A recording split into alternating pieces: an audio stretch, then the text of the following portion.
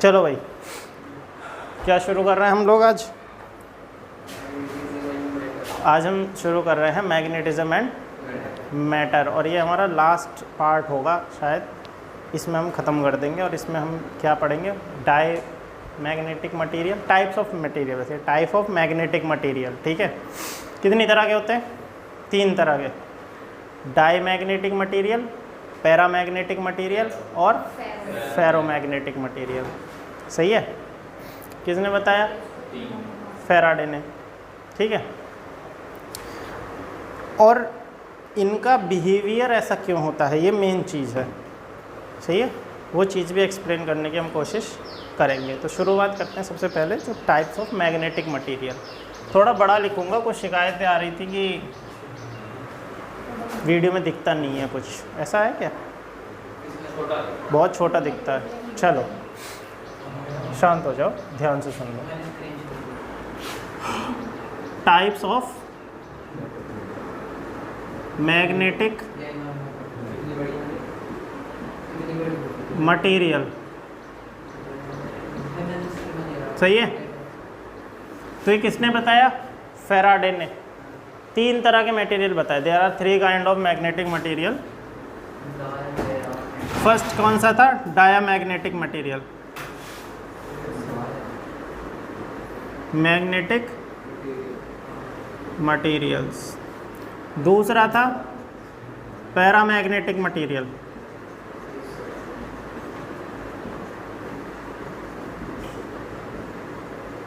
और तीसरे थे आपके फेरोमैग्नेटिक।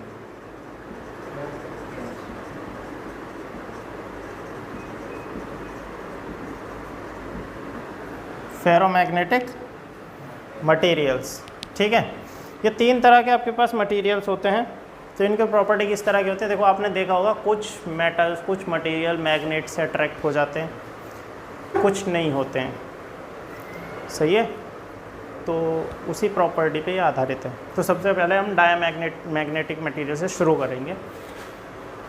तो डायामैग्नेटिक मटेरियल वो मटेरियल्स होते हैं जिन्हें अगर हम किसी मैग्नेटिक फील्ड में रखें तो ये इजीली मैग्नेटाइज नहीं होते हैं, यानी कि इन्हें मैग्नेट से बिल्कुल भी प्यार नहीं है। मैंने आपको मैग्नेटाइजिंग इंटेंसिटी बताई थी, मैग्नेटाइजिंग इंटेंसिटी बताई थी H। क्या होती है H? वो फील्ड जो किसी भी मटेरियल को क्या बना दे, मैग्नेटाइज कर दे। तो अगर हम मान के चलो हमारे पास H फील्ड है, मैग्नेटाइजिंग इंटेंसिटी कितनी है H, और उसमें हम एक डायामैग्नेटिक मटेरियल ला के रखते हैं, तो इसकी टेंडेंसी ये होगी कि ये मटेरियल से बाहर जाने की कोशिश करेगा हमेशा। उस मैग्नेटिक फील्ड से क्या करने की कोशिश करेगा? बाहर निकलने की कोशिश करेगा। सही है, तो इनकी प्रॉपर्टी क्या होती है? Diamagnetic materials are those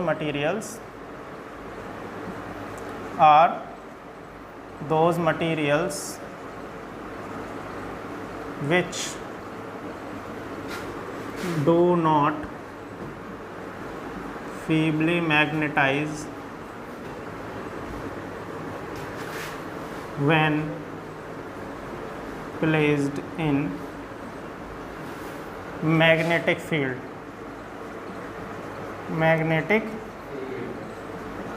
field।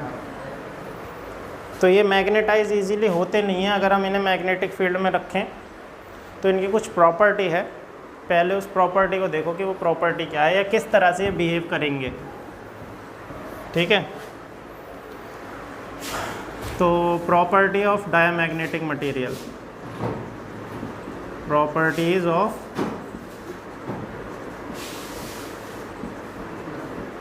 Diamagnetic materials.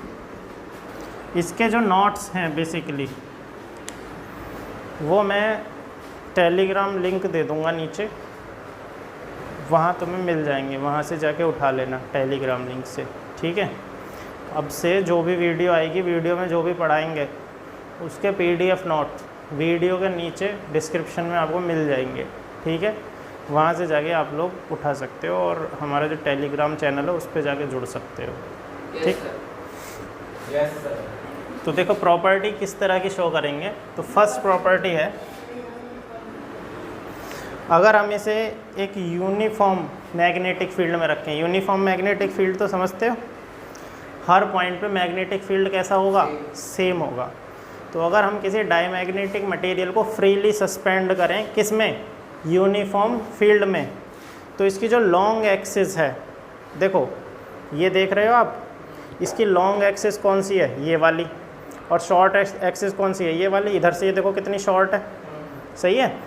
तो अगर इसे मैं मैग्नेटिक फील्ड में रखता हूँ, मानो ये तो N है और ये S है, इधर क्या है N नॉर्थ पोल और इधर क्या है साउथ पोल, तो एक मैग्नेटिक फील्ड बन रहा है ये नॉर्थ से साउथ, और मैंने इसको फ्रीली सस्पेंड कर दिया इस तरह से। तो क्या होगा कि ये क्योंकि पसंद नहीं करता, तो इसलिए कम से कम रहना चाहेगा फील्ड के अंदर, तो ये ऐसे घूम जाएगा। समझ गए, फील्ड के अंदर अभी कैसा है, कम से कम, और अगर ऐसे रहता तो कैसा था, बहुत ज़्यादा फील्ड के अंदर। तो ये फील्ड को पसंद नहीं करता, तो कैसा रहेगा, इस तरह से रहेगा, यानी इसका बहुत कम हिस्सा फील्ड में टच करेगा। ठीक है, तो फील्ड के कैसे हो जाता है, परपेंडिकुलर सेट कर लेगा अपनी लॉन्ग एक्सिस को। ठीक है, तो पहला क्या है, when diamagnetic material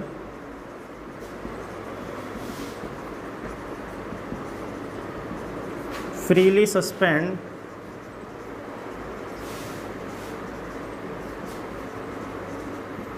in uniform magnetic field,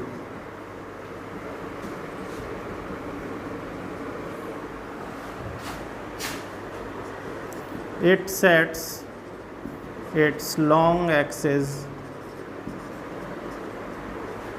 perpendicular to the field, perpendicular to the field। कैसे, इधर ध्यान दे लो,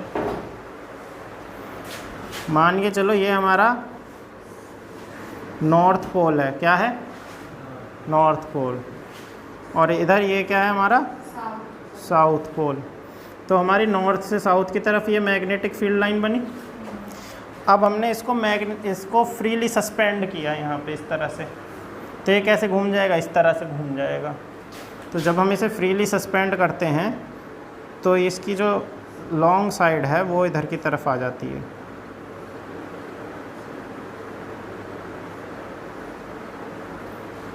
सही है,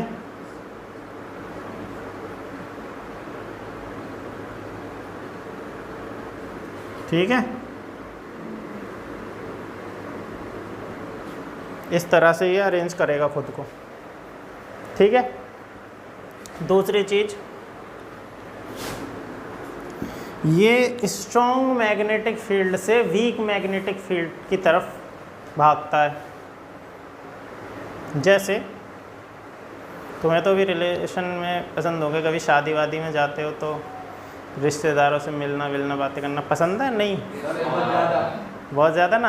अभी 12वीं कर लो, कोई कोर्स वोर्स कर लो, नौकरी ना लगे फिर देखेंगे। सही है, फिर जब पूछेंगे रिश्तेदार, हाँ भाई, नहीं चलो इतने दूर की बात नहीं सोचते, अभी 12वीं में नंबर आएंगे ना, रिजल्ट आएगा, तब जाना कहीं शादी वादी में, तब भागोगे तुम रिश्तेदार से दूर। हाँ, फिर वो पूछेंगे ना कितने बढ़िया नंबर आ गए, तो तुम डायमैग्नेटिक नहीं हो। सही है, हाँ, अगर बढ़िया नंबर आ गए ना तो तुम डायमैग्नेटिक नहीं हो, फिर तुम दूसरे वाले हो। और जैसे कम नंबर आ रहे हैं और वो थक चुका है जवाब देते देते, सब पूछ रहे हैं बेटा कम नंबर आया और कितने परसेंटेज बन गए, फूफा जी पूछ रहे हैं, बुआ पूछ रही हैं, तो ये दूर रहेगा से।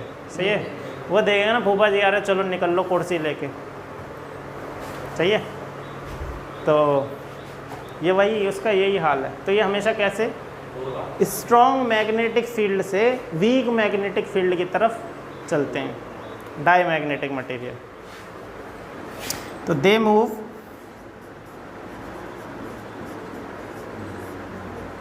From strong magnetic field to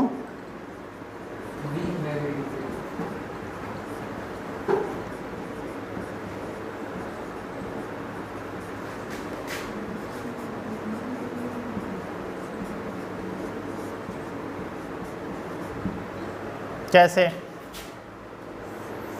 देखो ये हमारा नॉर्थ पोल है और ये हमारा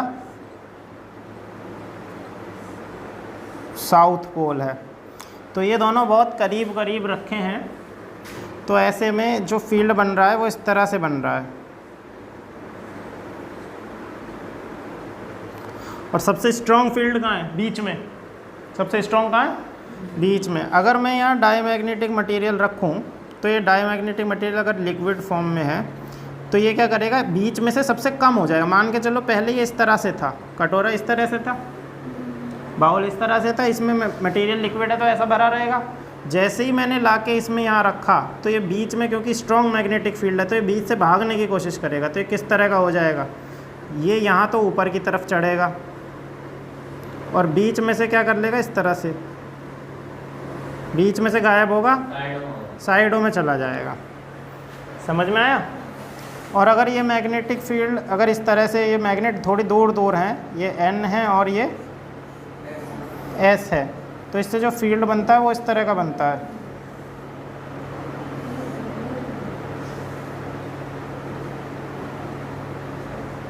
सही है? यानी सबसे ज़्यादा पावरफुल कहाँ है? पोल के पास। और यहाँ कैसा है? वीक। समझ में आया? पोल के पास स्ट्रॉन्ग है, ये बीच में वीक है।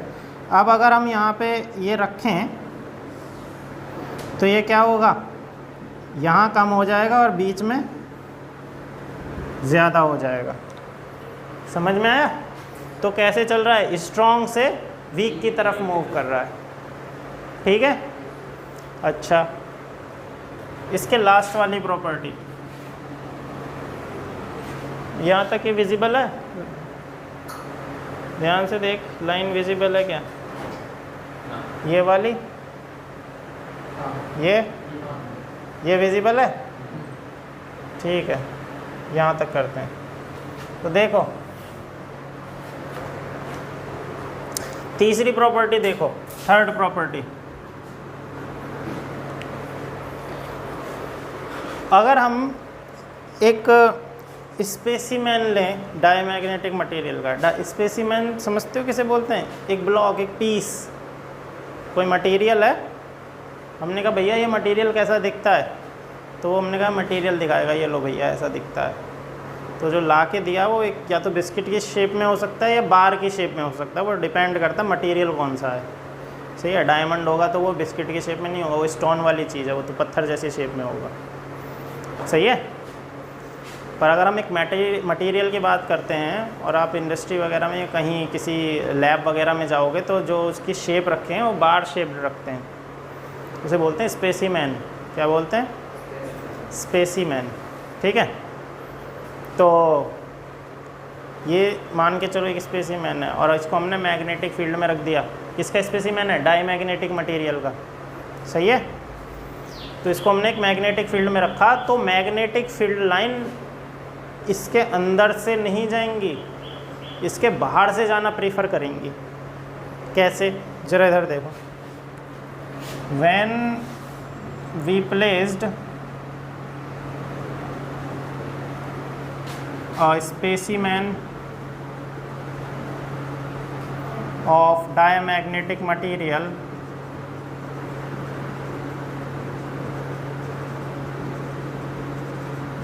in magnetic field,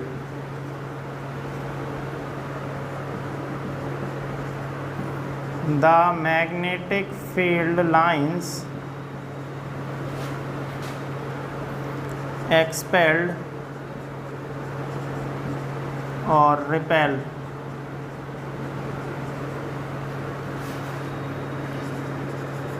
outside from the specimen।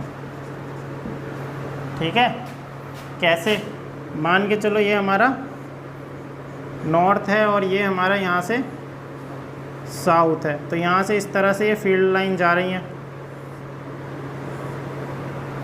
ये जाएंगी। ठीक है? अब हमने क्या किया, इनके बीच में लाके रख दिया एक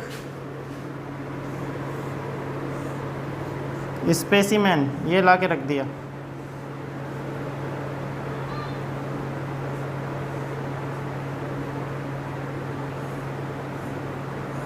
तो इसके अकॉर्डिंग कितनी लाइन जानी चाहिए थी? 2 लाइन इसमें से पास होनी चाहिए।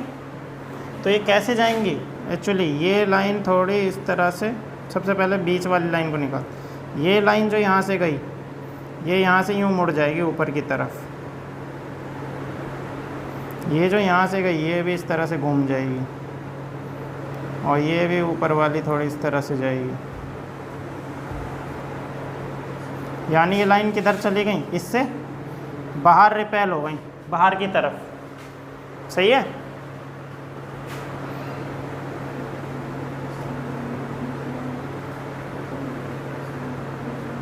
बाहर की तरफ रिपेल कर देता है। ठीक है। वैसे तुम्हें मैं बता दूं, अगर तुमने एक वीडियो देखी हो जिसमें किसी मेटल के अंदर से जो हमारी फील्ड लाइन है, मैग्नेटिक फील्ड लाइन, वो बाहर रिपेल हो जाती हैं, इस इफ़ेक्ट को बोलते हैं मेसनर इफ़ेक्ट। क्या बोलते हैं? Meissner effect. तो अगर YouTube पे आपको इस तरह की वीडियो मिल जाएंगी जिसमें वो लेविटेटिंग ट्रेन के कुछ एग्जांपल दिखाते हैं। क्योंकि लेविटेशन वाली ट्रेन देखी है जो अपने ट्रैक पे लेविटेट होके चले? हाँ, देखिए। उसको कुछ बोलते हैं, ट्रेन का नाम मुझे याद नहीं आ रहा है अब। सही है। उसका एक मॉडल भी बीच में पेश किया गया था। वो ट्रेन टच होकर नहीं चलती है नीचे ज़मीन से, वो फ्लोट करके चलती है। सही है। वो लेविटेट करती है। तो क्या है, अगर नीचे मैग्नेटिक फील्ड है और उसके ऊपर आप डाईमैग्नेटिक मटेरियल रख रहे हो और उसको बाहर की तरफ रिपेल होने से भी सेव कर रहे हो, तो वो टच नहीं करेगा उसको, ऊपर ही लेविटेट करेगा। तो इस तरह की आपने वीडियो देखी होंगी जिसमें एक पीस को निकाल के उसके ऊपर छोड़ देते हैं, वो ऊपर ही ऊपर घूमता रहता है। देखा है? वो सेम इफ़ेक्ट होता है। अगर कोई कंडक्टर है, उसे हम बहुत ज़्यादा सुपर कूल कर दें, सही है, यानी कि उसको जितना ज़्यादा सुपर कूल कर दें कि उसके अंदर से मैग्नेटिक फील्ड लाइन वो उसके अंदर से फिर पास ही नहीं होती, बाहर से निकल के जाती हैं, इसी इफ़ेक्ट को बोलते हैं मेसनर इफ़ेक्ट। ठीक है। तो ये वही सेम इफ़ेक्ट है, इसमें भी वही हो रहा है। इसने क्या करा, मैग्नेटिक फील्ड लाइन को क्या कर दिया, बाहर धकेल दिया। ठीक है। और ये सारी प्रॉपर्टी ये यहाँ पे शो क्यों करता है, उसके बारे में भी अब हम इसकी एक्सप्लेनेशन देखेंगे। तो सुन, इसमें अगर इसके टेम्परेचर की बात करें तो देखो, सबसे पहले बात करते हैं इसके परमिएबिलिटी की। तो म्यू आर की बात करें तो देखो इसके अंदर क्या बन रहा है, यहाँ पे बी, और बाहर क्या बन रहा है, बी नॉट। तो ये क्या होता है, रिलेटिव परमेबिलिटी क्या बताई थी मैंने तुम्हें, बताओ। Relative permeability mu upon mu nought, mu r is equal to mu upon mu nought. यही थी ना रिलेटिव परमेबिलिटी। तो बी वाली टर्म में क्या बना, बी अपॉन बी नॉट। सही है। तो म्यू आर हम क्या लिखेंगे, बी अपॉन बी नॉट। और यहाँ हम ये देखते हैं कि बी नॉट हमारा कैसा है, ग्रेटर है किससे, बी से। तो हमारा म्यू आर कैसा आएगा, लेस देन 1। कैसा आएगा, लेस देन 1। तो इसकी रिलेटिव परमेबिलिटी कैसी होती है, लेस देन 1, नेगेटिव आती है। समझ में आया भाई? बी नॉट हमारा कैसा, ज़्यादा, और बी कैसा है, कम। इसके अंदर मैग्नेटिक फील्ड बना क्या, कुछ नहीं बना, बहुत कम है, तो इसका नेगेटिव में जाता है। तो अगर म्यू आर हमारा नेगेटिव है तो ससेप्टिबिलिटी भी कैसी आएगी, ससेप्टिबिलिटी का हमने रिलेशन निकाला था, हमने निकाला था mu r is equal to 1 plus chi m. यही था, यही था उस दिन रिलेशन जो निकाला। अब सोचो अगर ये नेगेटिव है तो जब चाई में से ये 1 इधर जाएगा तो नेगेटिव हो जाएगा, नेगेटिव नेगेटिव भी कैसा होगा, नेगेटिव। तो हमारे जो ससेप्टिबिलिटी है डाईमैग्नेटिक मटेरियल्स की वो कैसी आएगी, नेगेटिव आएगी। तो इसकी जो परमिएबिलिटी है वो भी नेगेटिव होती है। सही है। तो ससेप्टिबिलिटी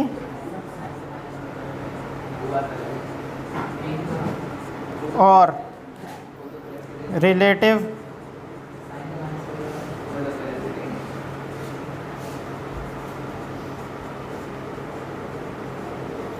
of diamagnetic material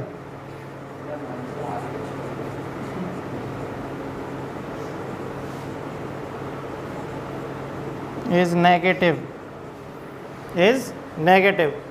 और देखो ससेप्टिबिलिटी हमने क्या पढ़ा था, ससेप्टिबिलिटी हमें क्या बताती है, I/H ही तो बताती है भाई, यही बताती है,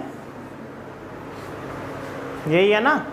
तो अगर हम I/H का ग्राफ यहाँ पे ड्रॉ करें, ये क्या है I और ये क्या है H, तो ग्राफ कैसा आएगा, नेगेटिव आएगा, नीचे की तरफ चलेगा। सही है, मैं बताया था जहाँ डिवीज़न होता है वहाँ क्या निकालते हैं, थीटा। सही है, तो I/H का ग्राफ ये कैसा आएगा, नेगेटिव आएगा। समझ में आ गया। This is the diamagnetic material, ये प्रॉपर्टी है उसकी। टेम्परेचर डिपेंडेंसी की बात करें इन पे तो कोई ख़ास इनका फ़र्क नहीं है। सही है, क्योंकि मैग्नेटिज्म वैसे भी शो नहीं होता इसको। तुमने सुना होगा कि अगर हम किसी मैग्नेटिक मटेरियल को गर्म करते हैं तो उसका मैग्नेटिज्म धीरे धीरे जाके कैसा हो जाता है, ख़त्म हो जाता है। तो वैसे ही नहीं है, क्या फ़र्क पड़ेगा। ठीक है, अब ऐसा बिहेवियर एक्चुअली है क्यों इसका, उसको देखते हैं। ठीक है, तो इसके पीछे एक थ्योरी है, एक्चुअली बोर ने बताया था। ये किसने बताया था, बोर ने बताया कि देखो हर कोई मटेरियल है, जो भी मटेरियल है वो किससे मिलके बना है, एटम से। और एटम में क्या रहते हैं, इलेक्ट्रॉन। देखो तीन चीज़ें, इलेक्ट्रॉन, प्रोटॉन और न्यूट्रॉन। हमें प्रोटॉन और न्यूट्रॉन से कुछ नहीं लेना, क्योंकि वो तो कहाँ है, केमिस्ट्री में नहीं है, वो न्यूक्लियस में है। तो बेसिकली जो फ्लोइंग ऑफ करंट है वो किसकी वजह से पॉसिबल हो पा रहा है, इलेक्ट्रॉन की वजह से। ठीक है, किसकी वजह से, इलेक्ट्रॉन की वजह से। अब इलेक्ट्रॉन ये बीच में क्या है, न्यूक्लियस, न्यूक्लियस में प्रोटॉन और न्यूट्रॉन है। इलेक्ट्रॉन इसके चारों तरफ लूप में घूम रहा है। तो बोर ने ये कहा कि जब इलेक्ट्रॉन एक फिक्स्ड ऑर्बिट में एक लूप में घूमता है तो बहुत स्मॉल सा करंट भी प्रोड्यूस कर रहा होगा। करंट क्या है, flow of electron, flow of charge, यही तो है। तो उसने कहा कि जब ये लूप में घूम रहा है तो क्या बना रहा होगा, करंट। और उस करंट की वजह से क्या बन रहा होगा, एक मैग्नेटिक डाइपोल मोमेंट बन रहा होगा। हमने पढ़ा था current loop as a magnetic dipole moment, जिधर की तरफ एंटी क्लॉकवाइज घूमता है उधर की तरफ कैसा करंट चल रहा है, करंट क्लॉकवाइज चल रहा है। तो जिधर से क्लॉकवाइज दिखेगा उधर से कैसा पोल बनेगा, साउथ। और जिधर एंटी क्लॉकवाइज दिखेगा उधर कैसा बनेगा, नॉर्थ।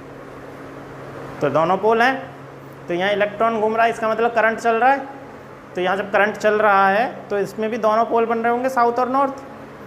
तो इससे एक डाइपोल मोमेंट बन रहा होगा। अच्छा, इसके अलावा इलेक्ट्रॉन जो है वो अपनी एक्सिस पे भी रिवॉल्व करता है, स्पिन करता है।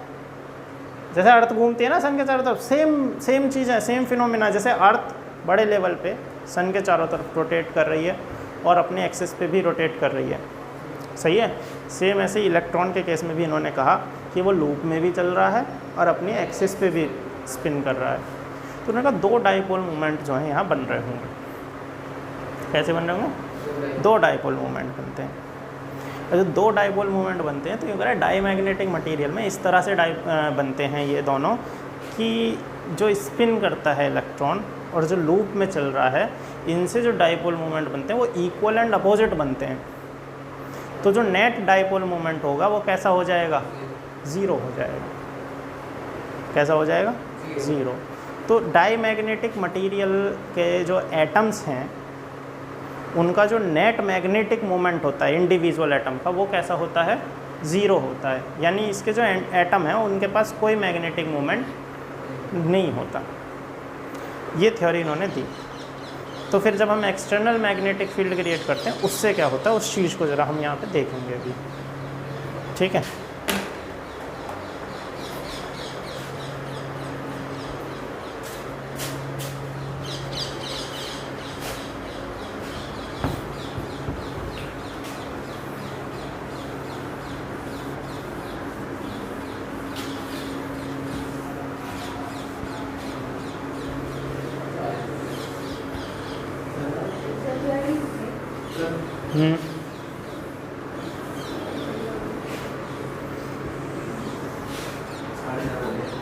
अभी वैसे 4:30 हुए नहीं हैं, अभी 4:21 हुए हैं। ठीक है, तो जा कोई प्रॉब्लम नहीं है। बाकी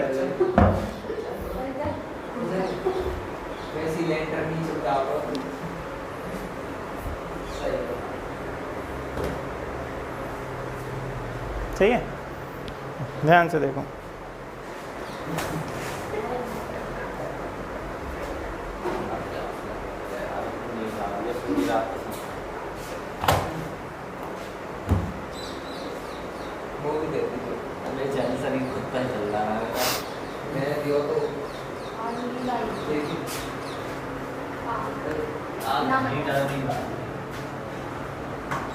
एक्सप्लेनेशन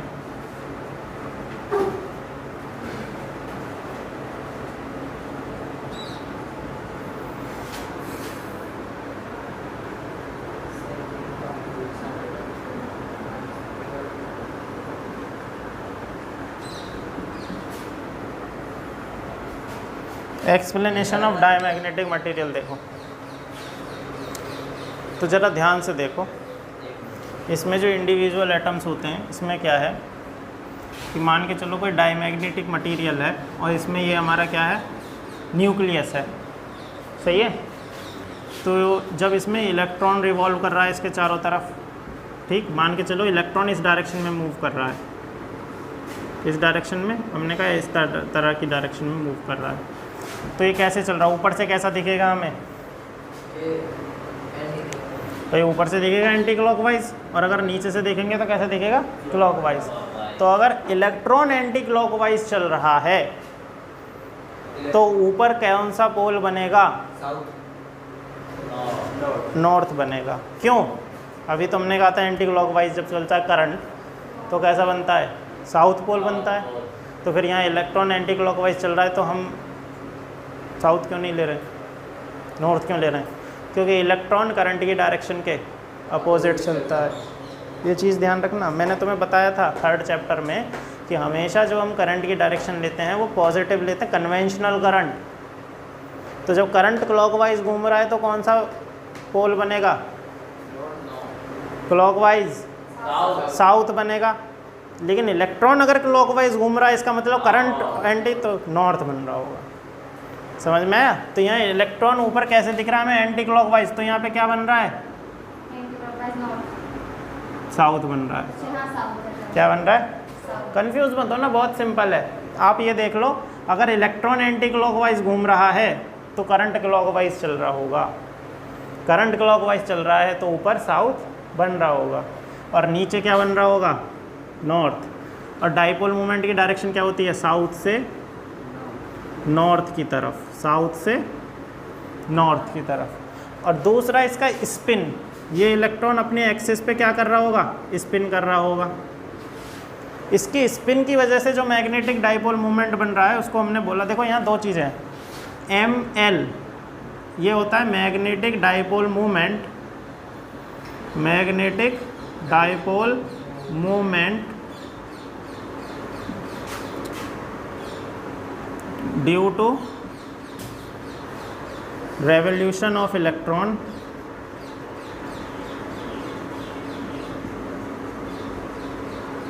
in loop, ओके। और दूसरा होता है MS, ये जो स्पिन कर रहा है, ये क्या है, magnetic dipole moment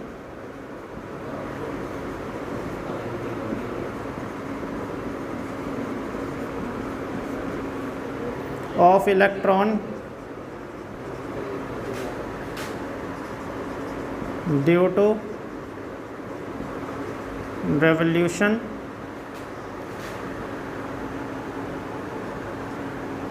due to revolve, लिख लो, revolve in its own axis, सही है। तो जब हम नेट निकालते हैं, नेट डाइपोल मोमेंट निकालेंगे, वो क्या हो जाएगा, ML प्लस MS, यही होगा। और डाईमैग्नेटिक मटेरियल में हम ये बोलते हैं कि ये ML और MS एक दूसरे को क्या कर देते हैं, कैंसिल कर देते हैं, यानी ये इक्वल होंगे बट अपोजिट डायरेक्शन में होंगे। तो जो M नेट आता है हमारा, वो क्या आता है, 0, यानी इसके किसी भी एटम के पास कोई नेट डाइपोल मोमेंट नहीं होता। पर जब हम एक्सटर्नल फील्ड क्रिएट करते हैं तब क्या होता है, ठीक है। तो इसको यहाँ पर देखो, when we create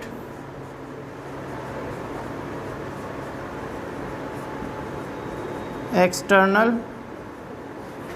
magnetic field, magnetic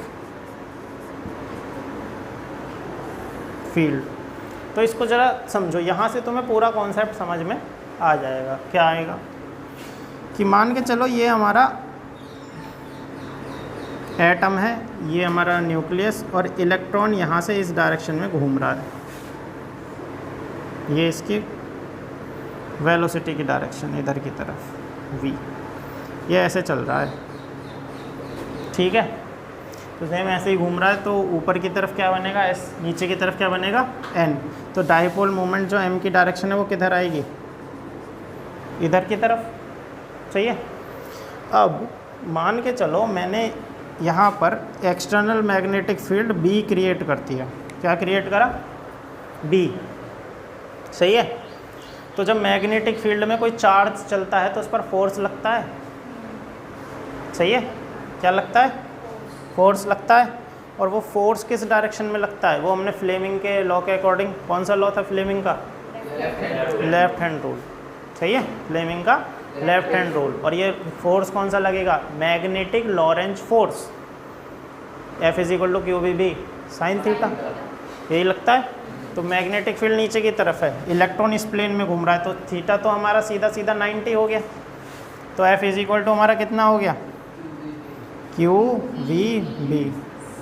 अब अगर इसमें देखें हम, तो मैग्नेटिक फील्ड नीचे, करंट इधर को चल रहा है, तो डायरेक्शन निकालोगे, तो क्योंकि ये इलेक्ट्रॉन है तो जो भी डायरेक्शन आएगी वो उसका उल्टा कर देना।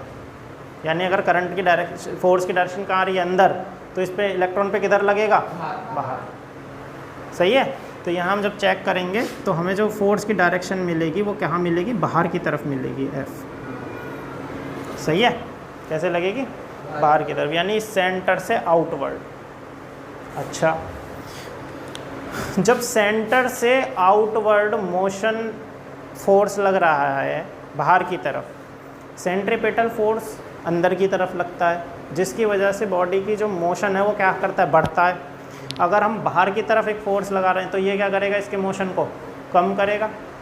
इस पे जो अंदर की तरफ सेंट्रीपेटल फोर्स लग रहा होगा इलेक्ट्रॉन पे, अगर बाहर की तरफ कोई फोर्स लग रहा है तो ये इसकी वेलोसिटी को क्या करेगा, कम करेगा, जिसकी वजह से इसका जो मैग्नेटिक डाइपोल मोमेंट है उसमें कमी आएगी, सही है।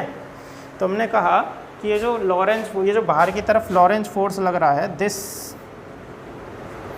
Lorentz force working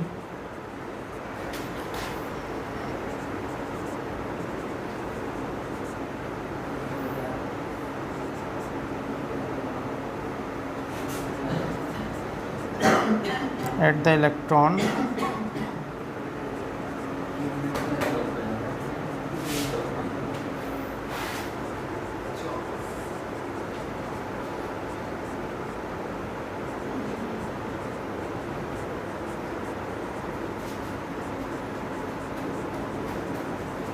delta v time. हमने कहा इसकी वेलोसिटी कितनी रिड्यूस हो गई, डेल्टा वी टाइम। तो यानी कि अगर पहले इसकी वेलोसिटी कितनी थी v, तो अब कितनी हो जाएगी v minus delta,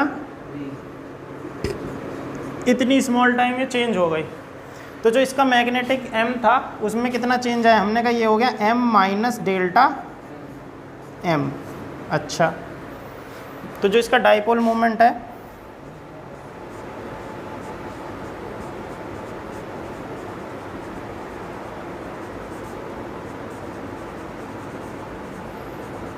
m minus delta m time हो जाएगा, क्या लिख देते हैं, चेंज डेल्टा m टाइम्स।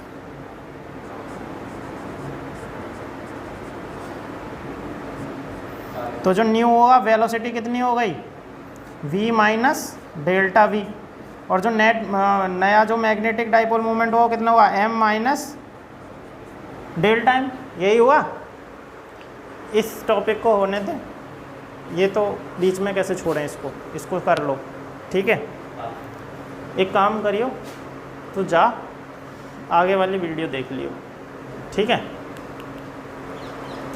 सही है। अब ज़रा ध्यान से देखो, यहाँ तक ये समझ में आ गया?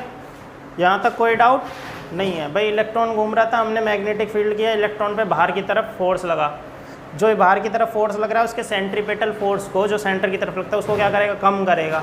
तो कम होने की वजह से उसकी वेलोसिटी कैसी हो जाएगी? कम हो जाएगी। एंगुलर वेलोसिटी में फ़र्क पड़ेगा। एंगुलर वेलोसिटी में फ़र्क पड़ने की वजह से जो मैग्नेटिक डाइपोल है वो भी कम हो जाएगा, क्योंकि वेलोसिटी में फ़र्क हुआ, करंट कम हुआ, और करंट कम हुआ तो डाइपोल मोमेंट भी कम हो गया।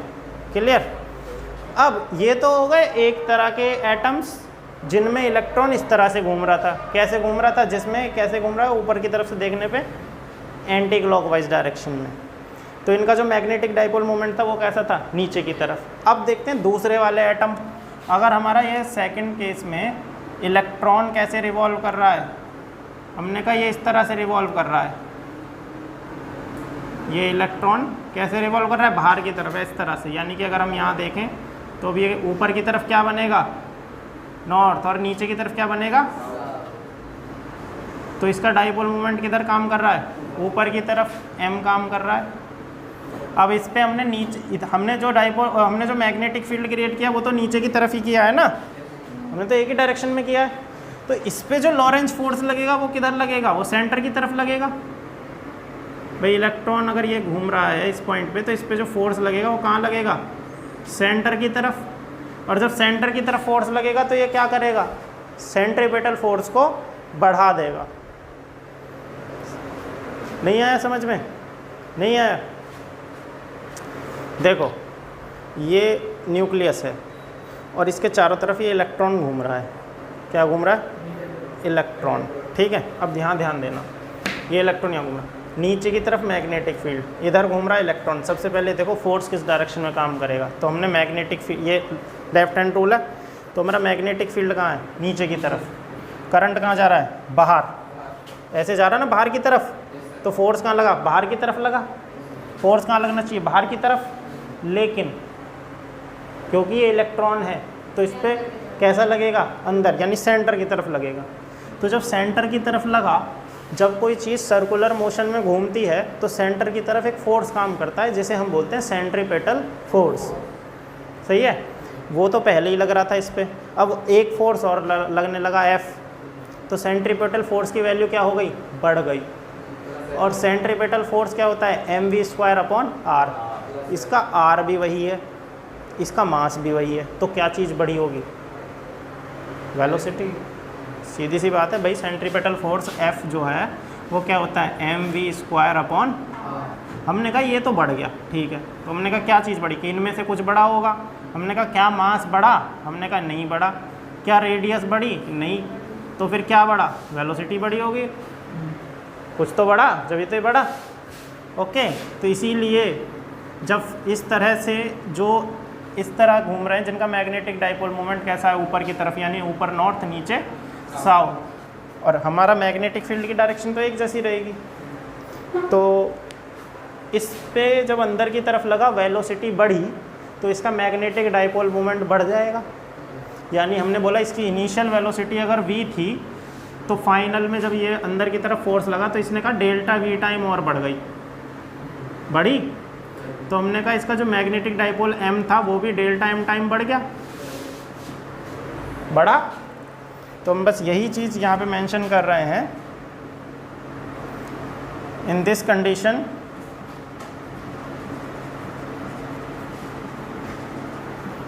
the magnetic dipole moment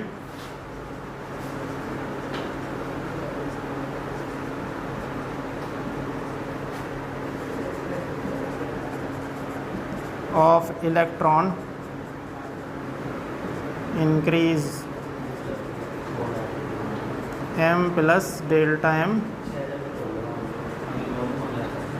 times। ठीक है, सही है। तो अब देखो, एक एटम में कुछ इलेक्ट्रॉन एंटी क्लॉकवाइज रिवॉल्व कर रहे थे, कुछ क्लॉकवाइज रिवॉल्व कर रहे थे, तो कुछ का कम हो गया, कुछ का ज़्यादा हो गया। अब जब नेट डाइपोल मोमेंट हमने निकाला, ये कब की बात है? जब हमने उसको एक्सटर्नल मैग्नेटिक फील्ड में रखा, तब हुआ ऐसा। तो नेट जो होगा, एम नेट जो होगा, तो तुम ये देखो, ये ऊपर वाला ज़्यादा है, तो इधर बढ़ा, इधर तो कम हो गया ना, तो नेट डायरेक्शन क्या होगी, इसकी होगी ऊपर वाले की तरफ। तो हमने क्या कहा, m plus delta m minus m minus delta m। तो जब इसे खोलेंगे तो m plus delta m minus m plus delta m, m से m कैंसिल, और जो m नेट होगा वो कैसा हो गया, 2 delta m, 2 delta m time. और ये कैसे होगा, इसकी डायरेक्शन क्या होगी, ऊपर की तरफ, यानी opposite to the applied field direction, opposite to the, ठीक है। तो the net magnetic field, the net magnetic field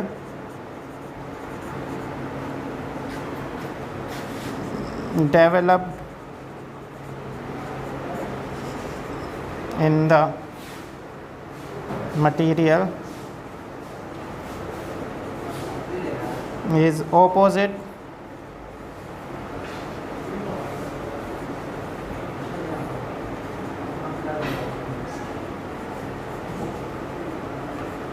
applied field। इसीलिए ये एक्सटर्नल मैग्नेटिक फील्ड को क्या करता है, अपोज करता है। देखो ये मेरा स्पेसिमेन है, मैंने इधर की तरफ मैग्नेटिक फील्ड अप्लाई किया, इसमें अंदर की तरफ अपोजिट मैग्नेटिक फील्ड डेवलप हो गया, सॉरी मैग्नेटिक फील्ड इधर अपोजिट क्रिएट हुआ, तो ये इसको क्या करेगा, अपोज करेगा। इसी वजह से जब ये फील्ड लाइंस जाती हैं तो ये इनको अपोज करने की वजह से कैसे चली जाती हैं, बाहर से चली जाती हैं। समझ में आया? अब डाईमैग्नेटिक मटेरियल की वर्किंग समझ में आ गई तुम्हें, ठीक है। तो मैंने सोचा था इसी में ही इसको कवर कप कर देंगे, पर ये थोड़ा लंबा हो गया, तो कल तुम्हें पैरामैग्नेटिक और फेरोमैग्नेटिक के बारे में बताएंगे, ठीक है। कम